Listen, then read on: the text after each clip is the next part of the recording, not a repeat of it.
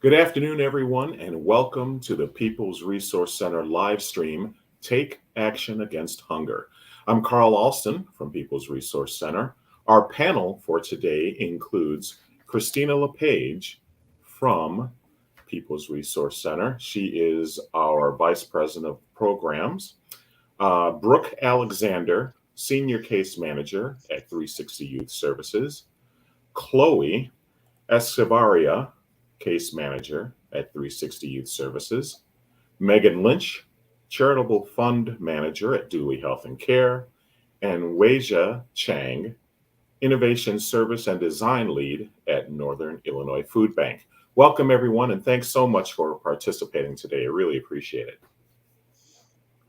And in the audience, if you have any questions, please use the comments section on Facebook or on YouTube to ask your question. I'll see it here and I'll be able to ask our panel. If you are on LinkedIn or you would prefer, send an email to MABATE, that's M Abate, one word, at peoplesrc.org. Okay? So, you may have heard that September is Hunger Action Month. It's a time when we raise awareness about food insecurity across the country and how all of us together can have an impact on ending it in our community. Our topic today is food insecurity. And that is a term or a phrase, I guess, that we've heard a lot about lately. The United States Department of Agriculture defines food insecurity as a household level economic and social condition of limited or uncertain access to adequate food. I'll let our experts expand on that definition a bit and what it means for the communities they serve. But I will say that food insecurity encompasses a lot more than hunger. Hunger, again defined by the USDA, is an individual level physiological condition that may result from food insecurity.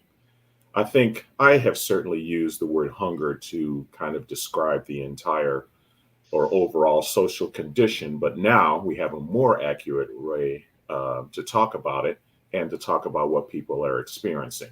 So let's begin with our first question. And panel, you can feel free to either correct my understanding of food insecurity or define it in your own terms when you're answering this question. So, Christina, I'm going to start with you.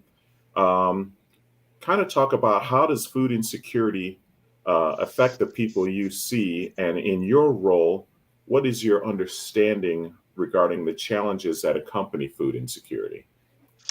Yes. So, in my role as Vice President of Programs at People's Resource Center, my job is to support our team, our volunteers that are, delivering our services to the community. And our food pantry is our largest program, and especially through COVID, we have changed and adapted to be able to continue to serve the community and make sure we're providing the foods and healthy foods that people need.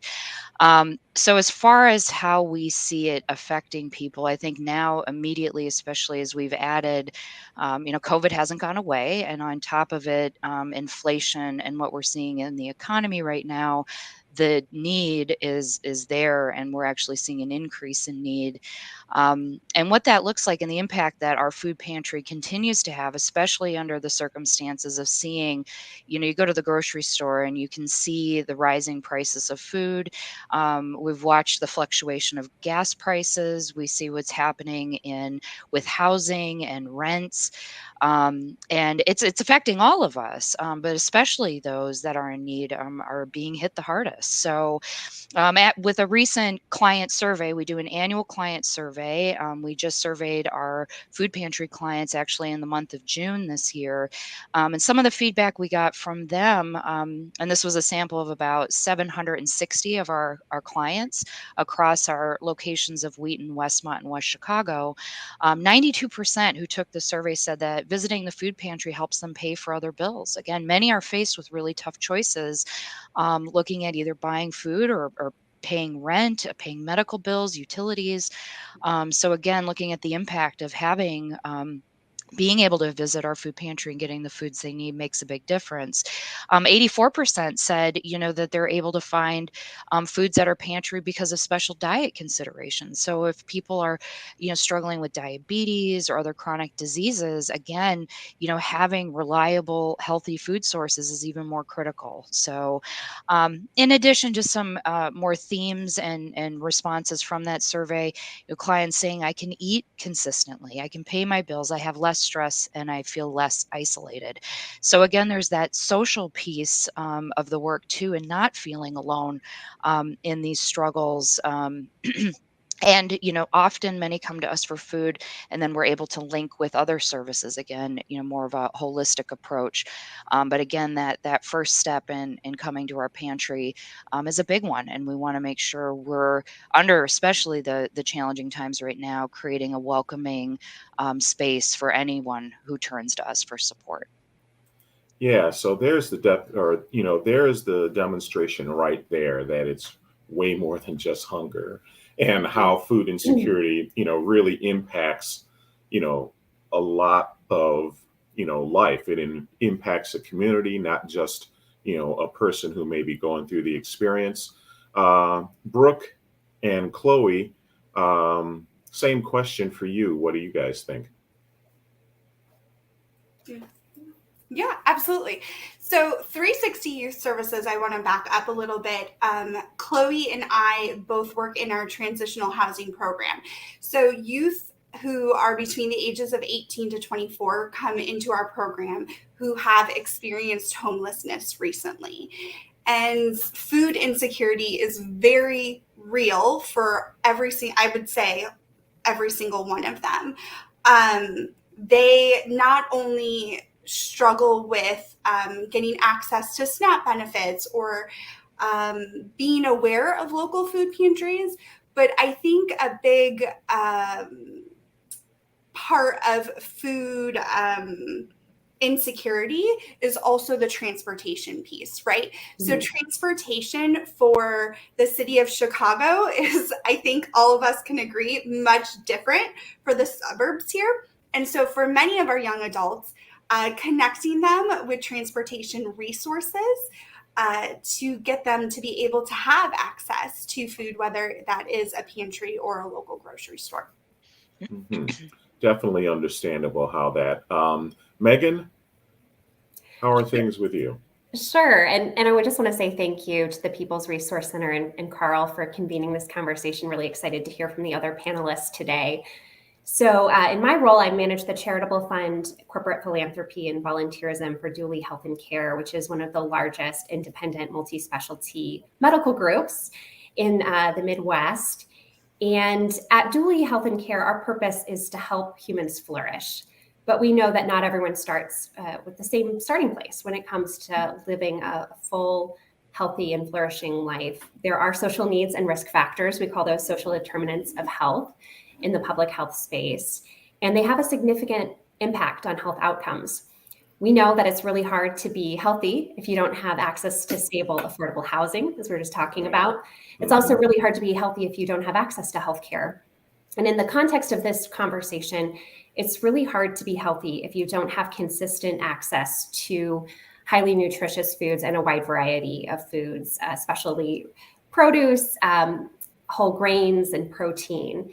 And that's why, as an organization, we're committed to helping address those social needs and risk factors through the power of partnership with organizations like the People's Resource Center, and actually also with Northern Illinois Food Bank and 360 Youth Services. And we do that through philanthropy, food drives, and volunteerism. And from a health perspective, we know that adults who are food insecure are at an increased risk for a wide variety of negative health outcomes and health disparities. That's true for children as well. And so it's really important to address those food needs. On the flip side, we know that if you have access to produce, protein, whole grain foods, that your health outcomes are more likely to be positive. So again, that's why we partner with organizations who are doing that good work locally here in our communities. Thank you so much, Megan. And now, not just last for this first question, Wasia, What's your perspective? I love the opportunity that we're having in this space to have so many different organizations, share your perspective, because it is a community effort and it's a group effort, and not, we all have our expertise in our places. And one thing here at the Northern Illinois Food Bank, we cover 13 counties, but it's great that we get the opportunity to kind of have such a large, broad scope in addressing food insecurity in 13 counties. But at the same time, from our perspective, each region and each community is really different. And so to have local organizations, really help us, and for us to be in conversation to understand, okay, like in DuPage County, like what's going on, and my role as a service designer here at the food bank, that is exactly what my role is to figure out what is the specific challenge. We started diving into human-centered approaches and design thinking methodology in the last year or two to really focus and target in to understand this specific challenge that each community is facing. And so what I mean by that is a lot of what my fellow panelists have brought up are the challenges. And a lot of the times people, it's not a choice, right? There's something that happened. A circumstances has changed. A pandemic happened, right? How could any of us have planned for that? Mm-hmm. But at the same time, it impacts so much. And the way that our services have been designed, and is especially a nonprofit, a lot of it was just by default. A lot of it was just, we have very, very well-intentioned community members and individuals that come through either as volunteers, as staff members, as people who are silently supporting in many different ways behind the scenes that we may never know about.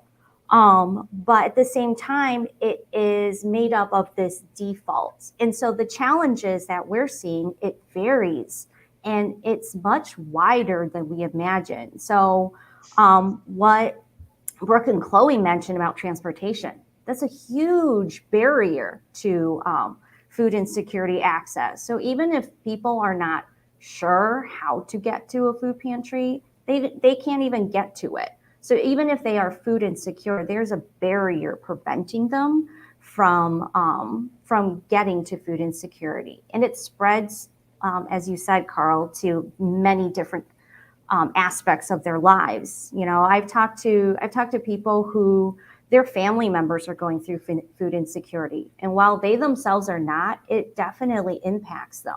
They're stressed about it. They hear about it. They want to help, but they're not quite sure how.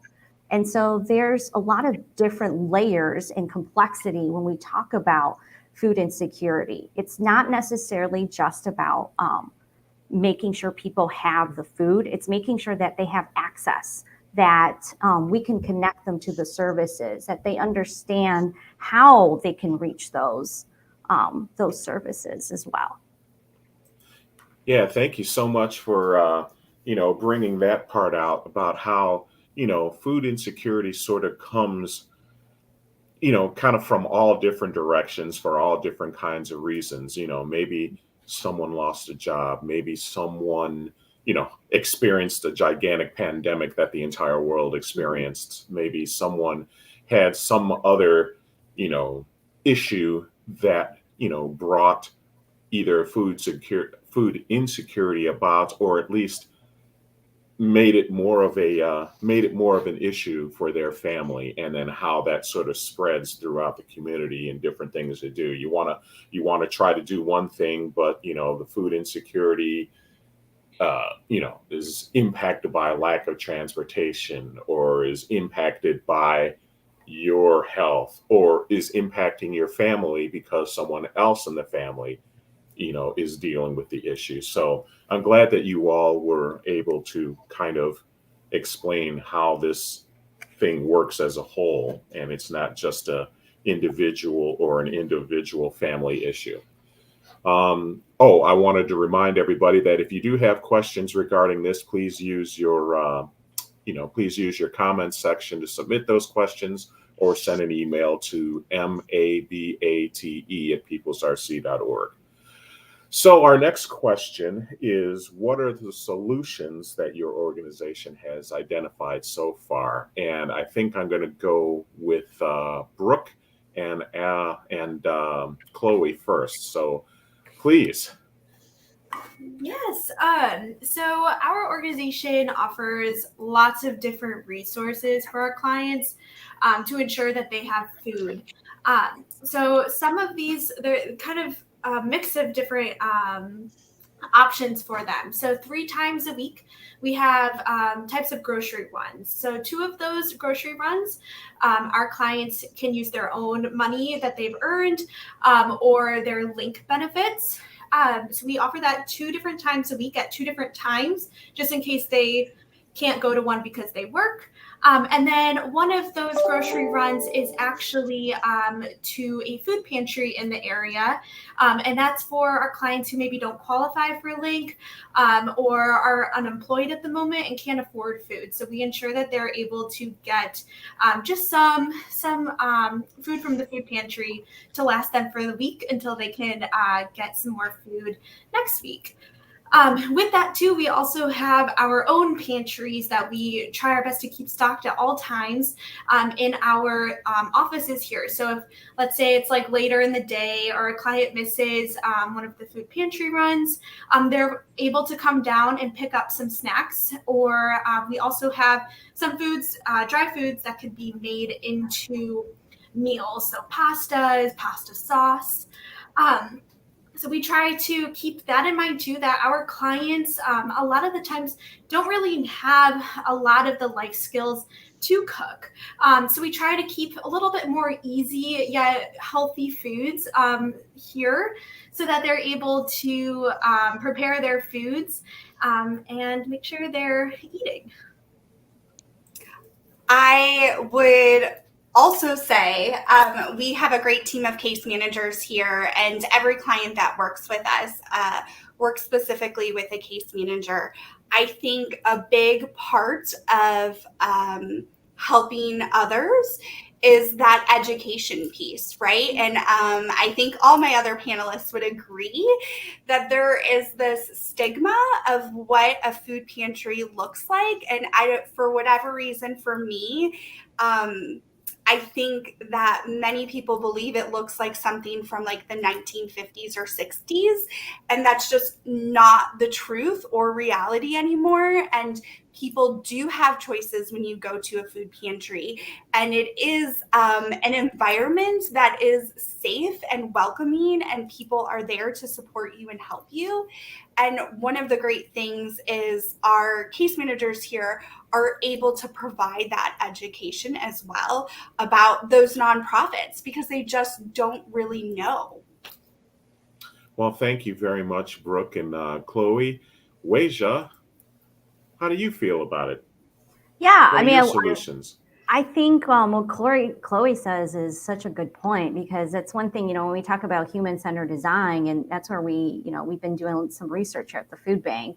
And those are some of the common barriers to access that we learned was knowledge, right? Some people just don't know where to go or whether or not they're eligible.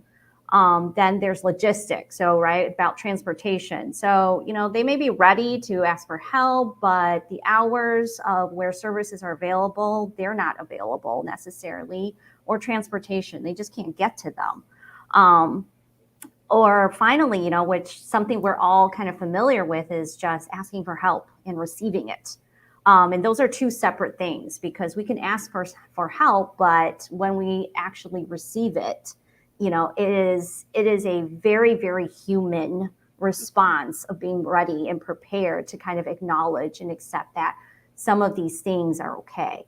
And so when we look at these different challenges that, is preventing people from accessing services, it's really, really important to know that there needs to be different solutions, and there needs to be different ways that we address food insecurity. It's not a one solution will, fix all of it. It's not just get the food to the people. The question then becomes, is this the right food? If they are, and I'm going to speak on my experience, like my staples at home are like noodles. I really need noodles. I really need rice. I really need soy sauce. Those are a lot of my staples. Would I be able to find those items to make sure that I can really, nourish myself and nourish my loved ones in the way that is really honest to my community? And so there's a lot of ways then here at the food bank that we're trying to dive deeper into to understand what is that barrier? What is that challenge? So we offer different services at Northern Illinois Food Bank. We host mobile pantries that go out into the communities. We have pop-up pantries that also, kind of are large distributions that we set up. We also have a SNAP team that will help complete the SNAP applications. We developed an online service in the last few years where people can actually order their groceries. And PRC is one of our wonderful distribution sites where people can actually order their groceries online and pick it up. And so all of these options are really important to offer because people's lifestyles are different. There are people who are working all day long. There are people who may need to send someone on their behalf. There may be people who they are completely new to navigating the charitable food service, and that trust needs to be built between us as a service provider and them as, just people looking for help. That trust needs to be built because they're not sure if they're going to be turned away, if they're eligible, if they need to prove that they are hungry enough. And these are all terms that we have heard from people like, oh, I'm not needy enough, give it to somebody else. And so it's about how do we design these pieces in to meet people where they're at, and how might we really address food insecurity in a way that we can see people as who they are. So I think there's a lot of different solutions, and it's the complexity of the challenge, just pushes us here as well to work with organizations and partnerships to figure out what is the right solution for the community, for the people we are trying to reach. Who are the people we are centering this around, and how might we best help them? Yeah, you brought up a couple of really good points about, the fact that, what food really means to people. It's not just, get something to eat, how it, fits into the entire culture and the entire way they lead a life. So being able to find the things that are important to them, really makes a difference. And trying to get to the food or get the food to you. And there's just so much to it. Yeah, I'm tongue tied, but Megan, what are your solutions? Sure. So I'm going back to the power of partnership. You've just heard really great ideas, solutions, innovative approaches to addressing those barriers for our neighbors and our communities. And because food insecurity is so closely linked to chronic diseases, health disparities, as a healthcare organization, Dooley is really interested in partnering with and investing in organizations like Northern Illinois Food Bank, like People's Resource Center, and like 360 Youth Services that are addressing those barriers. And for us, I'll just give you an example of one partnership with the Northern Illinois Food Bank. Through the charitable fund, we provide a grant for the Take 50 Foods to Encourage program, which helps subsidize the cost for local food pantries to purchase those highly nutritious foods, shelf-stable foods like peanut butter, whole wheat pasta, milk, other items that are expensive for food pantries to purchase. And so those kinds of collaborations at the structural level to make it cheaper and easier for pantries to provide that highly nutritious foods is really part of our focus on partnerships that advance the prevention of food insecurity in our communities. Thanks so much, Megan. And now, Christina.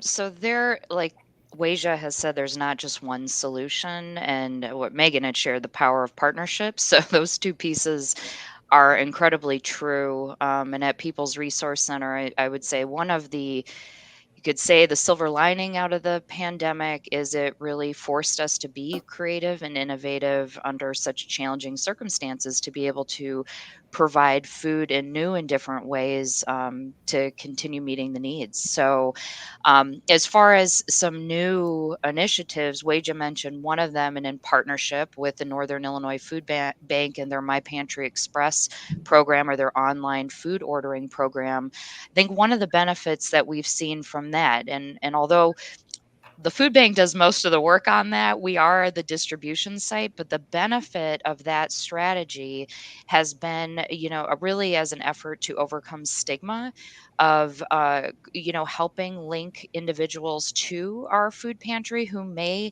otherwise have not taken that step, and doing so in a way, where there's minimal information collected from the food bank, but it helps create that linkage to us at People's Resource Center when they're picking up the food from that program. We're able to share, here's how what PRC does, here's how we can help, just so you're aware for either yourself or someone you might know, has been a very powerful touch point for us. And being able to do those distributions at both our Wheaton location and our Westmont location, again, as that kind of strategy of overcoming stigma and taking that first step. Another incredible partnership that was born during the pandemic came out of the needs we were seeing in the West Chicago community. So, although PRC has had a great partnership, and this is in part from our relationship with We Go Together for Kids, which is a local coalition that brings service providers together, specifically in West Chicago, they brought us in to run a school-based food pantry when the school-based food pantry had to be closed because of the pandemic and flipping to e-learning. There was still a need in the community, and St. Andrew's Church rose to meet that need. We Go Together for Kids linked up PRC with St. Andrew's, and we've been doing that, a weekly food distribution in the West Chicago community for over 2 years now. And what we thought was going to be temporary and a response for the emergency of COVID has since, been extended due to what we're seeing with inflation and the incredible need we continue to see in the community. In addition, we were able to reopen the school-based food pantry again. So kind of that two-part approach for us to serve the West Chicago community. In addition, recognizing the needs of seniors as a vulnerable population, especially during the pandemic, and wanting to be sure seniors still had access to food, especially with the fears of COVID and compromised health situations. So forming partnerships again with senior living and apartment communities that had, larger populations of seniors in need. And how could we partner and do what we call a bulk delivery? So actually doing deliveries where we're bringing a truck with orders of food for seniors. And again, drastically increasing kind of our more home delivery type service by being able to go to and work with those communities as well. I mean, so significant from our very small home delivery program pre-COVID that was serving maybe 40 to 50 individuals. Just this last year, we served 455 seniors because of that new strategy. So I would say those are some of the big ones. Again, I could go on and on with all the ways we've adapted what we do at our Wheaton and Westmont location. Curbside deliver was never a thing pre-COVID. It was shopping in our food pantry, the best practice of choice. So now we have lots of different choices in terms of ways that are most comfortable and most effective, for those that we're serving to meet their needs.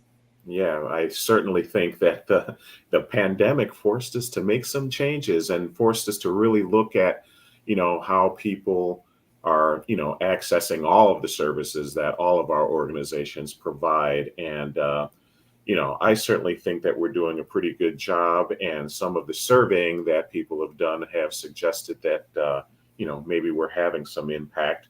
But that leads to our next question is, how do you see our organizations affecting change in the workspace or in this space of food insecurity? And Megan, I think we'll start with you this time.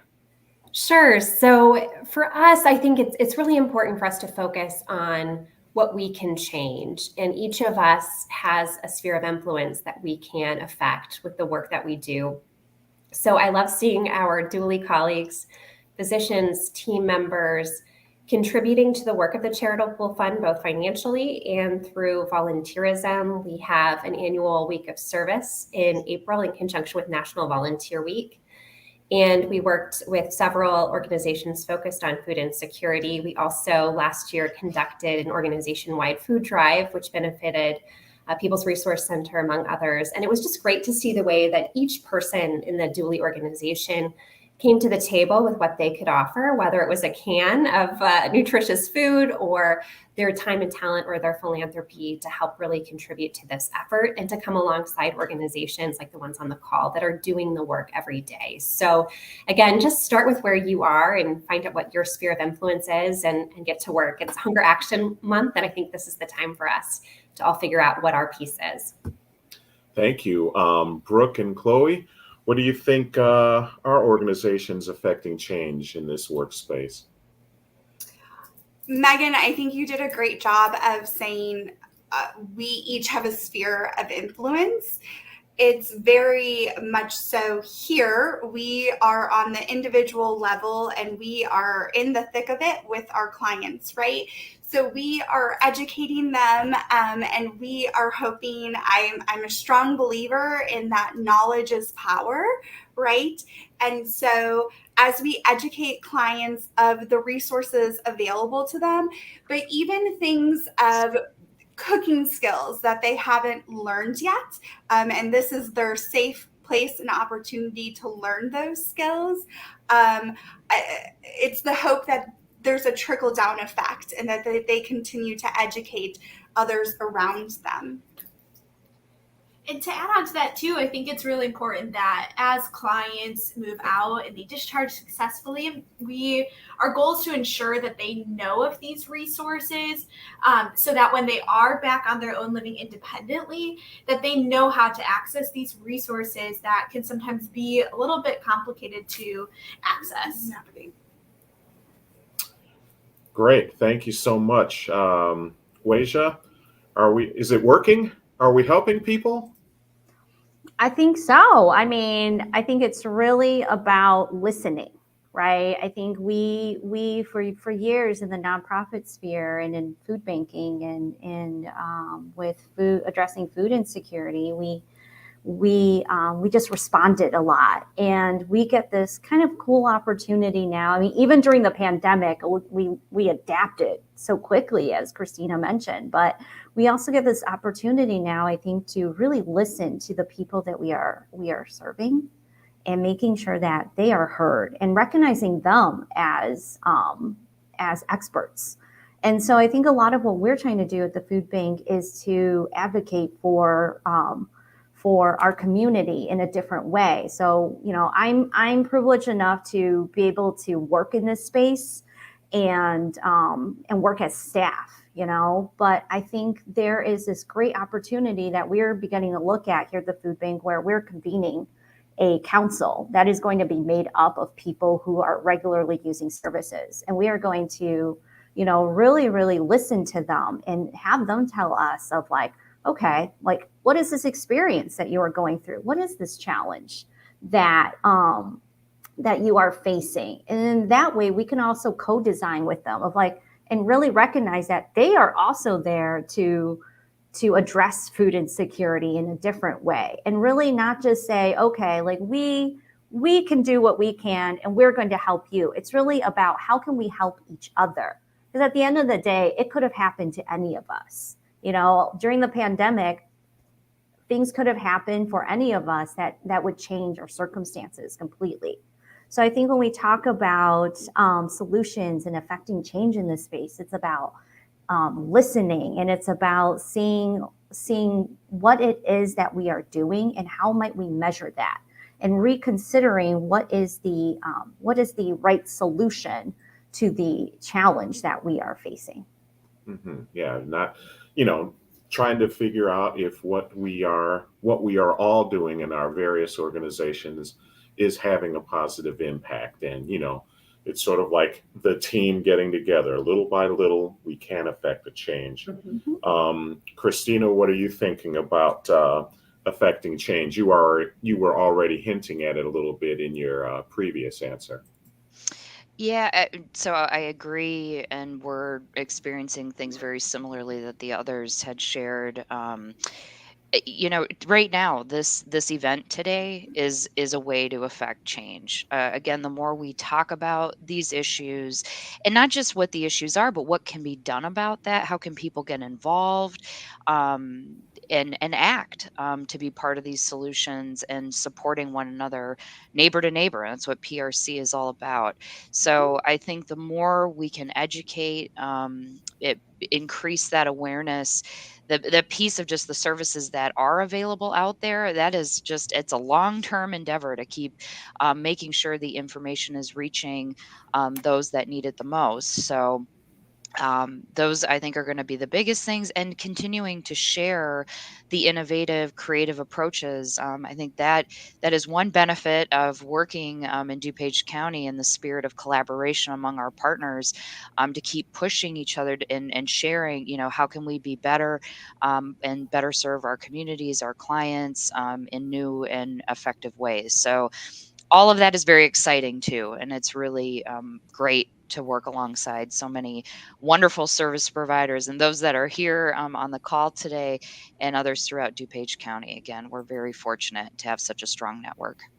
Yeah, no doubt. You guys are all fantastic, and there's so much that's going on in our community to address this issue. I thank you all for participating today. I want to ask everybody if there is anything else you think that our audience should know about the work that goes on at your particular organization, or about food insecurity in general. And I think I'm going to start with Weija this time. Yeah. So, the food bank's focus, like our focus has always been to address food insecurity. And we've always recognized that it is a complex issue. And as everyone has kind of shared today, it takes a community, and it takes more than one person, it takes more than one organization. And so I think in order for us to really, really address food insecurity and a lot of the other challenges that is intertwined with food insecurity, we need to be working with each other. And we need to support people and be ready to support people in every way. Because usually when it comes to food insecurity, it's not just food insecurity. There's something else happening that has led people into this space and come to our doors and asking for our help. There's different things that people need to thrive, like housing, employment, family services, education, healthcare, and we need to take care of our community, and whether that's one block radius or one radius. And so I think really what I want to leave everyone with today, as you think about how you might act and how you might help in the fight against hunger, there is a power. There's a power in being able to serve the meal that's been passed down through generations, to taste the encouragement of your ancestors, right? We all have a thing that has been passed down family by family. And when we eat it, it gives us that encouragement and that warmth. There's dignity in being able to access quality ingredients that won't make you sick.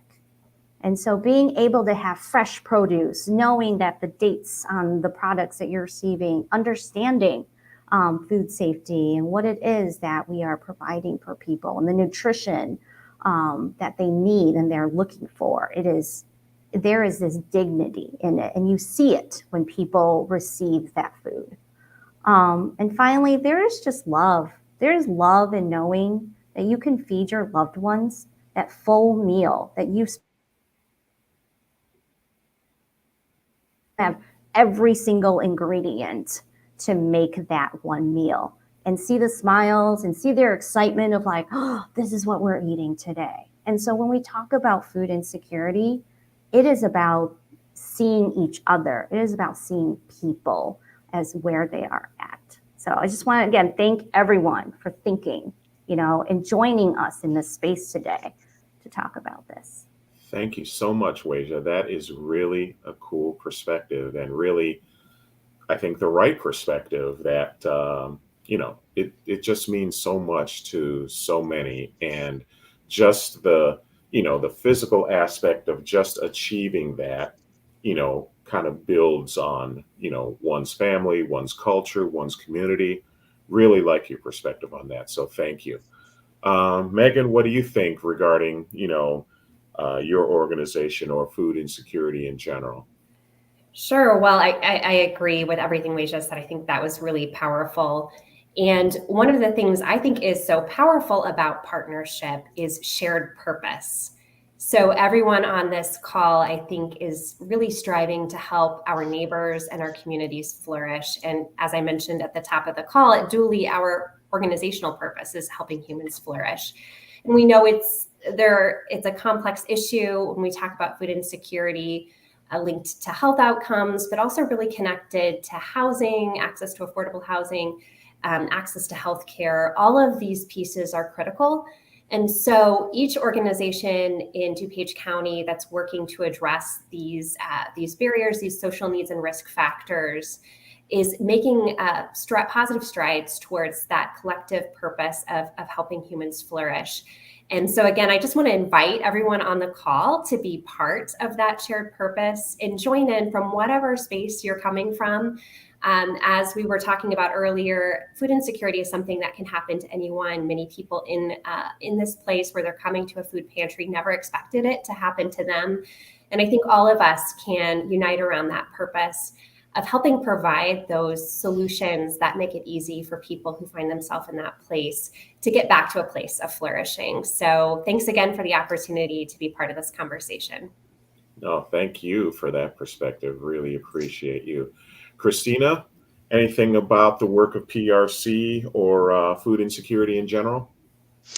Yeah, well, and like Megan was saying, that idea of shared purpose is really important. And again, as I mentioned before, in DuPage, we're fortunate of having so many like-minded, strong partners working on this issue, working together on this issue. One group I want to be sure that everyone's aware of, and PRC's role in convening the DuPage Community Hunger Network.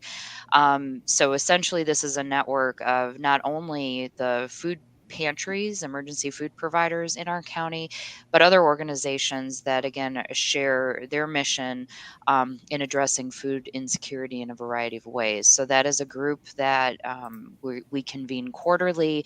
It's because of that group, it was incredibly valuable for the pantries in particular during the pandemic to share the trends we were seeing, how we were pivoting, what we were learning, all in real time, and keep supporting one another through that. So that's an important group to kind of turn to if you're looking of ways how can you get involved. In this space, that's one possibility, to kind of explore where you could kind of fit in the equation to help.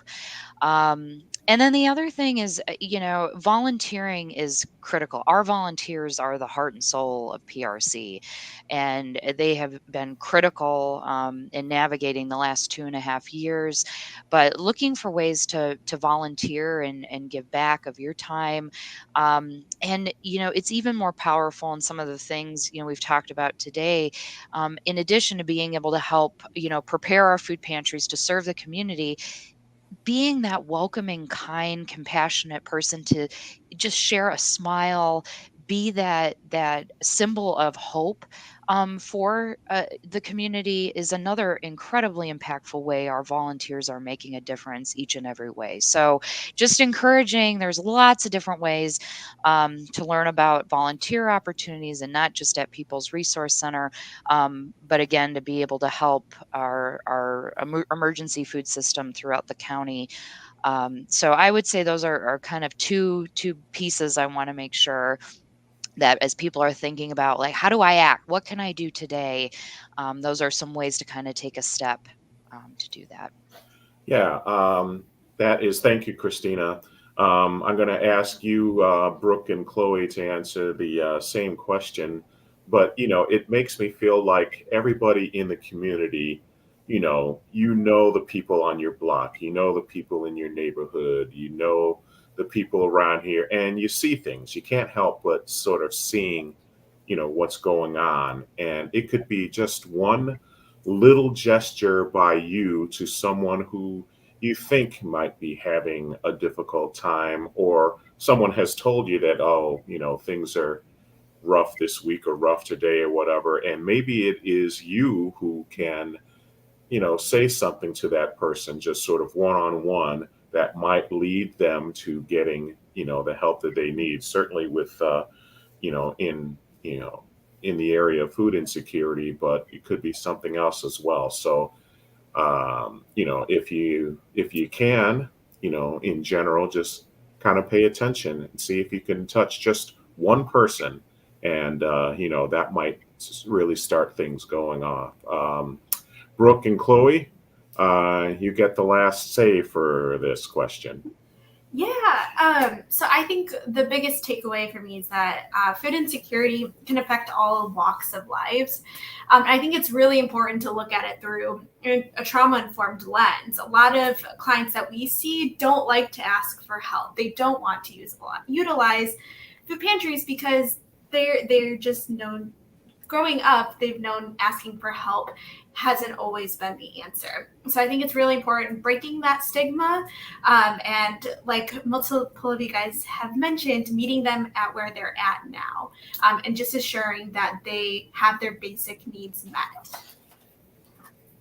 All right. Well, thank you very much to everybody, really. I just want to provide one more chance for anybody to share any information that we haven't touched on today. Is there anything else that any of you want to add to our discussion? I don't see any questions from the public at this time. So, Yes, anybody? Carl. Oh, sorry. No, Carl. go ahead. Yeah, I wanted to share with people, and just if anyone is listening, to let them know that they're not alone, that they're a part of this community. Weija, you would probably have the better email address, but I didn't know if it's possible to share if people need access to food, the local website in the comments of where a local food pantry might be for individuals. People's Resource Center is an amazing resource, but there's also others in the community that might be closer and more accessible. And I think that would be a great option for some who might be watching. Yeah. I'm actually glad that you mentioned that, because I have put at least the home website address for all of our organizations in the comments. So if you feel like you need to reach out to Dooley Health and Care, if you need to reach out to Northern Illinois Food Bank, if you need to reach out to 360 Youth Services or to People's Resource Center, those links are in the comments sections right now. So I invite everyone to do that if we can help. Somebody else was going to say something. Yeah, I was going to just add on, Go. thank you so much for that thoughtfulness, Brooke, because I think, so if you go visit the Northern Illinois Food Bank website, we do have a page specifically for anyone looking for services in all the different ways that, we offer, as well as connect people to the different food pantries and other organizations that we work with. So we, I know here we're talking about DuPage, but we do cover 13 counties in Northern Illinois. And I always hear about somebody knowing somebody outside of DuPage County. So please, use that page. We have mobiles in all 13 counties. We have the pop-up pantries, the calendar, the schedule for all of that is listed on there. And the other thing I would also say is, if you're on this call and you're in those other areas and you want to help, that's also a great place to know which organizations exist there and how you might go and volunteer or connect your family members. We, like Megan said, we all have this circle of influence and we all have this great network. And so, sometimes we just need to know where to start. So I think any of our websites, really, we list each other on there. And so start with any of us, and you can definitely be connected and join our effort and join our fight in addressing food insecurity. I love that. And I just want to add one additional resource for those in DuPage County who are looking for the next step to get to volunteer. Christina mentioned some great starting places. And in addition to those, Giving DuPage has a volunteerism portal where many, and if not most, of the nonprofits in DuPage County post volunteer opportunities, so that it's really easy to search to see what kinds of opportunities might be available at a time and place that are good for you. So definitely take advantage of that resource as well. All right. Well, anybody else? Seeing no other comments, I want to thank you all. Thank you so much, Brooke. Thank you, Chloe. Thank you, Christina. Thank you, Megan. And thank you, Weija, for your time and information this afternoon. We really appreciate you participating in the live stream. As I said before, ladies and gentlemen, the links to all of these organizations' websites are in the comments section right now.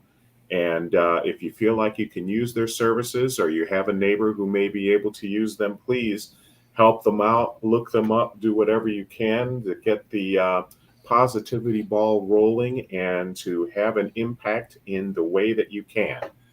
Thank you all so much for watching this afternoon. Again, my name is Carl Alston from People's Resource Center, and we will see you all next time. Thanks a lot.